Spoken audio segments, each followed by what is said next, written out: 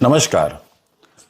बिहार में अभी मुख्यमंत्री नीतीश कुमार के ऊपर जिस तरीके से बातें चल रहा है, निश्चित तौर पे यह कहा जा सकता है कि हास्यास्पद है।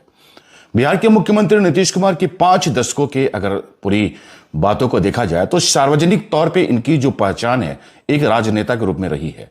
खास करके भाषाई के रूप में अगर देखा जाए कि जिस तरीके से उनकी भाषा का प्रयोग किया जाता है, उस प्रयोग में उनकी सभ्यता साफ तौर पर झलकता है। लेकिन जिस भाषा कौशल को लेकर नीतीश कुमार को जो पहचान था, उस भाषा को अब बदनाम के रूप में देखा जा रहा है। बिहार में जातीय गणना सर्वे का रिपोर्ट जब विधानसभा में सीएम नीतीश कुमार बोल रहे थे, उस समय महिलाओं की साक्षरता और जनसंख्या नियंत्रण पर भी बात रखा था, जिसे लेकर के एक विवाद हो गया। उन्होंने जो शब्द कहा था, उस शब्द लगभग आप लोगों ने सुना होगा। एक बार आप फिर से सुन करके देख लीजिए कि उन्होंने क्या कहा है। पढ़ जाएगी तो जानते हैं, लड़का और लड़की का जो होता है शादी, तो लड़कवा तो रोज लड़किया के साथ रतवा में सुतवे न करता है। तो रतवा में सुतता है तो उसी में रहता है पनिया भी, इसमें भी। और उसी समय लड़की जो है कहती है कि ठीक है रात में करो, लेकिन अपना जो तुमको निकलने लगे तो बहरवा निकाल के बाहर फेंक दो। अरे सुनिए,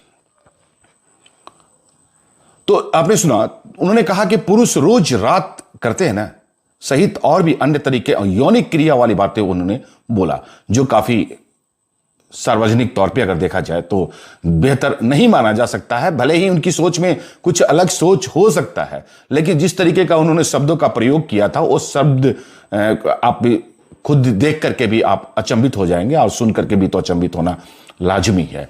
और सबसे ऐसा नहीं है कि उनकी जो ये शब्द है, वो शब्द बोलने के बाद उनको समझ में नहीं आया। बाद में जब उनको समझ में आया तो उन्होंने विधानसभा परिषद में, और आज जब सुबह में विधानसभा में जब वो प्रवेश कर रहे थे, उस समय पत्रकारों ने जब उनसे बातचीत किया तो पत्रकारों के समक्ष भी उन्होंने अपने आप को अचंभित करते हुए माफीनामा मांगा और कहा कि मुझे लगता है कि जो शब्द हमें कहना चाहिए था, ऐसे शब्द को भी प्रयोग मैंने कर दिया जो शब्द को प्रयोग नहीं करना चाहिए था।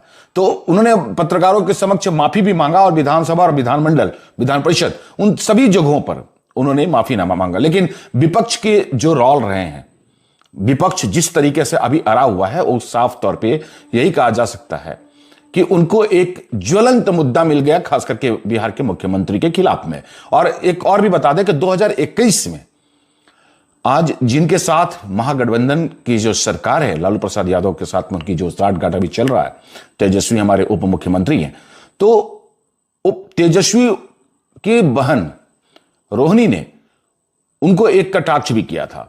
उन्होंने लिखा था, महिलाओं के जब बात आई थी तो उन्होंने लिखा भी था, बहुत पहले 2021 की मैं बातें कर रहा हूं सीधे तौर पे, कि रंगीन मिजाज के चर्चा सरेआम है, इस उम्र में भी चचा बदनाम है। तो ये उस समय की बातें हैं जब 2021 की बातें हैं, और लालू प्रसाद यादव के ही घर से ये बातें बाहर निकला था।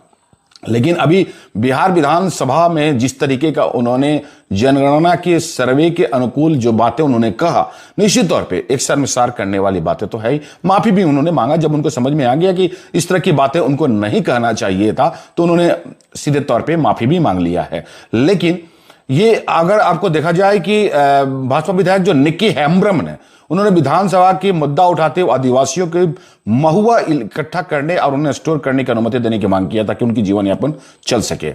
और आदिवासी समुदाय से आने वाले निक्की के इन बातों को सुनते ही नीतीश कुमार ने कहा कि आप देखने में तो बहुत सुंदर हैं, लेकिन आपकी सोच पूरी तरीके से अलग है।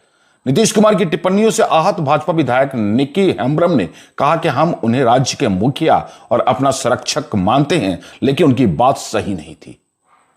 तो यह कहा जा सकता है बड़ा ही जिस तरीके के उम्र के दहलीज पर आज मुख्यमंत्री नीतीश कुमार पहुंचे हैं, उस उम्र के अगर स्थितियां को देखा जाए तो ये सब शब्द उनके चेहरे से, उनके जुबान से जो निकल रहा फिसल करके, वो नहीं होना चाहिए था। और ये निकल रहा है तो निश्चित तौर पे अपने आप में एक शर्मसार करने वाली बातें तो कही भी जा सकती है।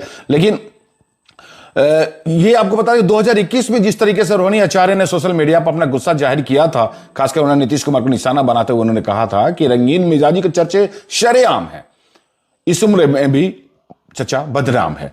तो अब बिहार की सियासत बदल चुकी, भाजपा विपक्ष खेमे में है, उस समय विपक्ष के साथ में थे, यानी कि भाजपा और जदयू दोनों एक साथ थे, तो उस समय रोहिणी ने तो बोला तो था, लेकिन अब विधानसभा में जिस तरीके के चर्चे हो गए हैं, उस समय अब लालू प्रसाद यादव क्या बोलेंगे, क्या कहेंगे, अभी तो सोचने ही वाली बात तो जरूर होगी। क्योंकि 2021 में जिस तरीके से उन्होंने कहा, उनके घर से जिस तरीके का बातें सामने में निकल के आया था, उस समय भाजपा के साथ में था, तो उस समय तो भाजपा शांत बैठा था, रोहिणी ने बोला था तो। लेकिन अब विधानसभा में जिस तरीके का आवाज उठा, तो निश्चित तौर पे एक तो मुद्दा मिलेगा ही मिलेगा और बखेरा तो उठेगा ही।